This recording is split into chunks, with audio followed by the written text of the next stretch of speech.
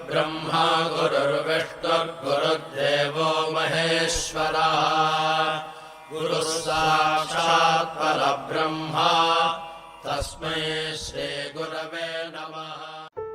ഭഗവാനൊരു ലോകം ഞെട്ടുന്ന, അല്ലെങ്കിൽ നമ്മുടെ ഭഗവാന്റെ കൂടെയുള്ളവരൊക്കെ ഞെട്ടുന്ന ഒരു പ്രഖ്യാപനം നടത്തിയല്ലോ. അടുത്ത വർഷം ഈ സമയത്ത് പുട്ടപ്പർത്തിയിൽ ഒരു ബർത്ത്ഡേക്കാണ് പറഞ്ഞതേ, 12 മാസത്തിനകം ഒരു സൂപ്പർ സ്പെഷ്യാലിറ്റി ആശുപത്രിയിലൂടെ ഉയരും. അടുത്ത പിറന്നാളിൻ്റെ ദിവസം ആദ്യത്തെ ശസ്ത്രക്രിയ നടക്കും. തീർന്നില്ല, ഇത് സമ്പൂർണ്ണ സൗജന്യമായിരിക്കും. ഭഗവാന്റെ കൂടെ ഭഗവാന്റെ ഇതിനൊക്കെ ചുക്കാൻ പിടിക്കുന്ന ആൾക്കാരുണ്ട്, അവരാകെ ഞെട്ടിപ്പോയി. കാരണം ഇവിടെ ബാങ്കിൽ പൈസ ഒന്നും കിടപ്പില്ല. ആൾക്കാർ കൊണ്ടുപോയി കൊടുക്കണമെങ്കിൽ 100 രൂപ കിട്ടിയാൽ 200 രൂപയല്ലേ സ്വാമി രൂപ എന്ന് ഞാൻ ചെറിയ കണക്ക് പറഞ്ഞ കേട്ടോ. എത്ര കോടി കിട്ടിയാലും എൻ്റെ ഇരട്ടി കോടിയല്ലേ സ്വാമി സമൂഹത്തിന് തിരിച്ചു കൊടുക്കണേ. അപ്പോൾ എപ്പോഴും ബാങ്കൊന്നും ഇങ്ങനെ കവിഞ്ഞ് കിടപ്പില്ലല്ലോ. അങ്ങനെ ഈ പ്രഖ്യാപനം കഴിഞ്ഞൊരു 3-4 മാസം മുന്നോട്ട് പോയി, ഒന്നും നടന്നിട്ടില്ല. അപ്പോൾ കൊടൈക്കനാലിൽ പോയ സമയം, ഭഗവാൻ അന്ന് കൊടൈക്കനാലിൽ പോയി. ഇതൊക്കെ പ്രഖ്യാപനം കഴിഞ്ഞിട്ട് കൊടൈക്കനാലിൽ സ്വാമി പോയേക്കാണ്. ഈ സ്വാമി കൊടൈക്കനാലിൽ നിന്ന് തണുപ്പ് ചൂട് സഹിക്കാൻ മേലാണ്ടാണോ പോകണമെന്ന് വെച്ചിട്ടുണ്ടെങ്കിൽ ചൂട് സഹിക്കാൻ മേലാത്തതുകൊണ്ടാണ് പോണേ. പക്ഷേ സ്വാമിക്ക് സഹിക്കാൻ മേലാത്തതുകൊണ്ടല്ല. ഈ സായിമാരൊക്കെ ധാരാളം വന്നിട്ടുണ്ടാവും, അവർ കത്തിപ്പോവും അതിൻ്റെ അത്. അപ്പോൾ അവർക്കൊരാശ്വാസം ആയിക്കൊള്ളട്ടെ എന്ന് വെച്ചിട്ടുണ്ടെങ്കിൽ ആ ഭീകരമായ കാലാവസ്ഥയിൽ ഭഗവാൻ തണുപ്പുള്ള ദേശത്തേക്ക് പോകണത്. അല്ലെങ്കിൽ സ്വാമിക്കിപ്പം പുട്ടപ്പുറത്തിലാണെങ്കിൽ സ്വാമിയുടെ മുറി AC ആക്കി വെച്ചിട്ട് അതിൻ്റെ തിരുന്നാൽ പോരെ. പുറത്തേക്ക് ഒന്ന് 15 മിനിറ്റ് പോയത്. പക്ഷെ നമ്മളോ മണിക്കൂറുകളോ ആ കത്തണ വെയിലത്തിരിക്കണം. അഗ്നിയാണ് അവിടെ പെയ്യണ നേരം.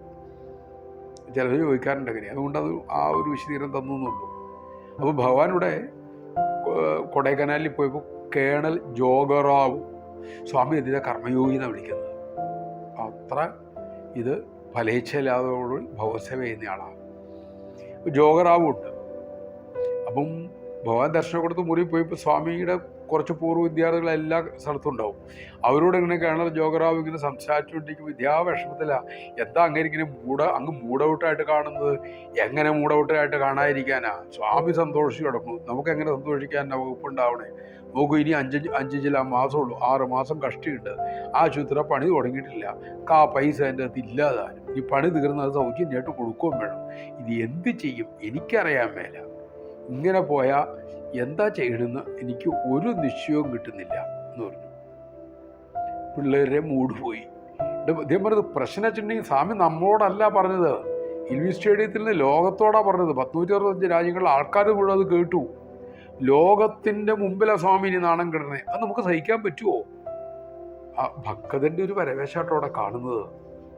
കാരണം നമ്മുടെ കുഞ്ഞുങ്ങൾക്കൊരു മോശക്കേട്, അല്ലെങ്കിൽ നമ്മുടെ അച്ഛനും അമ്മയ്ക്ക്, നമ്മുടെ കുടുംബത്തിലൊരാളൊരു നാണക്കേട് പെട്ടാൽ നമുക്ക് ടെൻഷനുണ്ട്. എന്താ, നമുക്ക് നാണക്കേട് വരുമല്ലോ എന്നുള്ളതാണ്. ഭഗവാന് വരുമ്പോഴും നമ്മുടെ അത്ര ഒട്ടലുണ്ടെങ്കിലേ നമുക്ക് ദുഃഖം ഉണ്ടാവുള്ളൂ. അല്ലെങ്കിൽ ഭഗവാനല്ലേ സാരമില്ല എന്ന് നിൽക്കും. അത് ഭഗവാൻ എന്നുള്ള ഉറപ്പം കൊണ്ടല്ല, പലപ്പോഴും നമ്മൾ വിട്ടു നിൽക്കുന്നത് കൊണ്ടാണ്. ജോഗറാവിൻ്റെ അവസ്ഥ എന്നല്ല. അതുകൊണ്ട് അദ്ദേഹം വലിയ വിഷമമായി. പിറ്റേ ദിവസം സ്വാമി ഇതിന് ദർശനം കൊടുത്ത് കേണൽ ജോഗറാവിൻ്റെ അടുത്ത് ചോദിച്ചു, നീ എന്തിനാ ഈ പിള്ളേരോട് പരാതിയൊക്കെ പറഞ്ഞുകൊണ്ട് നടക്കണത് എന്ന് ചോദിച്ചു. അപ്പോൾ കുട്ടികളവിടെ ചെന്ന് സ്വാമിയോട് പറയാനൊന്നും പറ്റില്ല, അവിടെ പോയിട്ടുള്ളവർക്കറിയാം. ഭഗവാനെ കണ്ടാലേ പറയാൻ പറ്റുള്ളൂ. അപ്പോൾ ഒന്നും മിണ്ടിയില്ല. അദ്ദേഹം തലം താത്തി നിന്നു. സ്വാമി, നമ്മുടെ പൈസ ഇല്ല സ്വാമി, അതുകൊണ്ടാണ് ഞാൻ പരാതി, എൻ്റെ സങ്കടമാണ് പറഞ്ഞത്. എന്നിട്ട് അദ്ദേഹം തൊഴുകയോട് വിളിച്ച് സ്വാമിയോട് ചോദിച്ചു, സ്വാമി കുറച്ച് സ്വർണം സൃഷ്ടിച്ചതാ, നമുക്കതുകൊണ്ട് വിറ്റിട്ട് ആ പണം കൊണ്ട് പരിപാടി നടത്താം. നല്ല ലോജിക്കാണല്ലോ. ഭഗവാൻ പറഞ്ഞു, സ്വർണം എനിക്ക് സൃഷ്ടിക്കാമെങ്കിൽ പിന്നെ എനിക്ക് പണം സൃഷ്ടിച്ചു തന്നാൽ പോരെ, എന്തിനാ പിന്നെ അത് വിൽക്കാൻ കൊണ്ടുപോകണത്? അല്ല, നമ്മുടെ ലോജിക്കും ആ ലോജിക്കിലെ വിവരക്കേട് ചിന്തിച്ചു. സ്വാമി കുറച്ച് സ്വർണം സൃഷ്ടിച്ച് തന്നാൽ നമുക്കത് വിൽക്കാലോ, പണാവൂലോ എന്നാണ് ചോദിച്ചത്. ഭഗവാൻ ചോദിച്ചു, ഈ സ്വർണം എനിക്ക് സൃഷ്ടിക്കാൻ പറ്റുമെങ്കിൽ പിന്നെ എനിക്ക് പണവും സൃഷ്ടിച്ച് തരാൻ പാടില്ലേ? ഇതൊന്നും മിണ്ടിയില്ലാട്ടോ. ഇതിൻ്റെ കണ്ണു നനഞ്ഞു. സ്വാമിക്കറിയാലോ എന്താ ഇതിൻ്റെ പരവേശം. സ്വാമി, നീ എന്തിനാ വിഷമിക്കണേ, എല്ലാം വന്നോളും. എന്നിട്ട് ഭഗവാൻ അകത്ത് പോയി. അന്ന് വൈകുന്നേരം ദർശനം കഴിച്ചു വന്നപ്പം സ്വാമി ഒരു കവർ എടുത്തു. ഇതാ പിടിച്ചോളൂ, ഒരു കവർ കൊടുത്തു. നീ തുറന്നു നോക്കുന്നത് എന്ന് പറഞ്ഞു. തുറന്നു നോക്കി വേണ്ടോ 6-7 കോടി രൂപ ഒരു ചെക്ക. നിനക്ക് പണി തുടങ്ങാൻ എത്ര രൂപ മതിയോ എന്ന് ചോദിച്ചു. വൈകുന്നേരത്തെ മെയിലിലേക്ക് ആരോ ഇത് മെയിൽ വന്നപ്പോൾ അതിൻ്റെ അകത്ത് കിടന്ന ഈ കവറ്. അപ്പോഴും ഭഗവാൻ പറഞ്ഞൊരു വാക്കുണ്ട്, ഇത് ഭാരതമാണ്, ഇത് ഭോഗഭൂമിയല്ല, ത്യാഗഭൂമിയാണ്, പുണ്യഭൂമിയാണ്. ഇവിടെ ആരെങ്കിലും, ഞാൻ മാത്രമല്ല, സ്വയം പറയാണ്, ഇവിടെ ആരെങ്കിലും ഒരാൾ നല്ല കാര്യത്തിന് വേണ്ടി,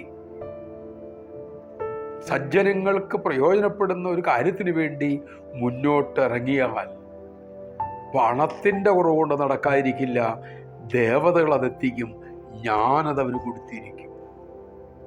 നമുക്കെല്ലാം നിരന്തര അനുഭവം.